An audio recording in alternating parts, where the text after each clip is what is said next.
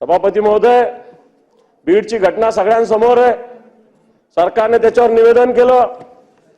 त्याच्यामध्ये अजूनही मुख्य आरोपी अटकेत होत नाही. सभापती महोदय, जी मस्साजोगची केजची घटना घडलेली आहे, संतोष अण्णा देशमुख नावाच्या ज्या सरपंचाची हत्या झालेली आहे.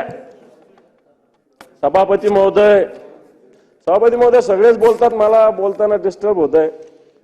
तो सगळ्यांना बोलायचं तर सभागृहाच्या बाहेर जा. शांतता बाळगा जरा.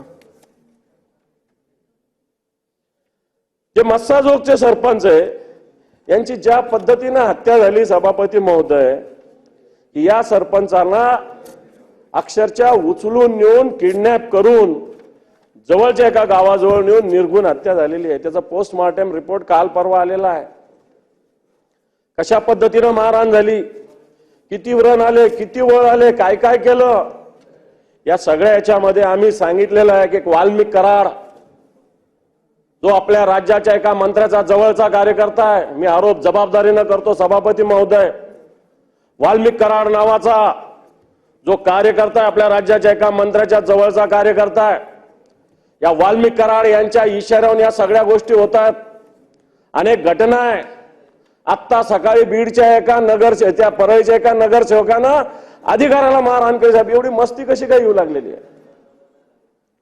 आणि म्हणून जर या सरपंचाच्या हत्येमध्ये वाल्मिक कराड यांच्यावर अंगुली निर्देश जातो सभापती महोदय, हे वाल्मिक कराड या नागपूरमध्ये मागच्या 4 दिवसापासून या नागपूरमध्ये कोणत्या फार्म हाऊसवर मी सांगू शकतो, या नागपूरमध्ये असताना पोलीस त्यांना पकडू शकत नाही, अशा प्रकारची स्थिती आहे सभापती महोदय. एका सरपंचाचा खून केला जातो आणि एका मंत्र्याच्या जवळचा व्यक्ती खुलेआमपणे, मला असं वाटतं या सगळ्या याला मदत करतो. तर या पुरोगामी महाराष्ट्राला हे शोभणारं नाही आणि याच्यामध्ये सरकारने तातडीने सगळ्या कारवाया करण्याची आवश्यकता आहे. मस्साजोगच्या घटनेतील जो सरपंच आहे याची हत्या करणारे सगळे लोक ताबडतोब अटक करण्याची आवश्यकता आहे आणि यांना राजकीय आश्रय जो देतात त्यांच्यावर सुद्धा सभापती महोदय कारवाई करण्याची आवश्यकता आहे.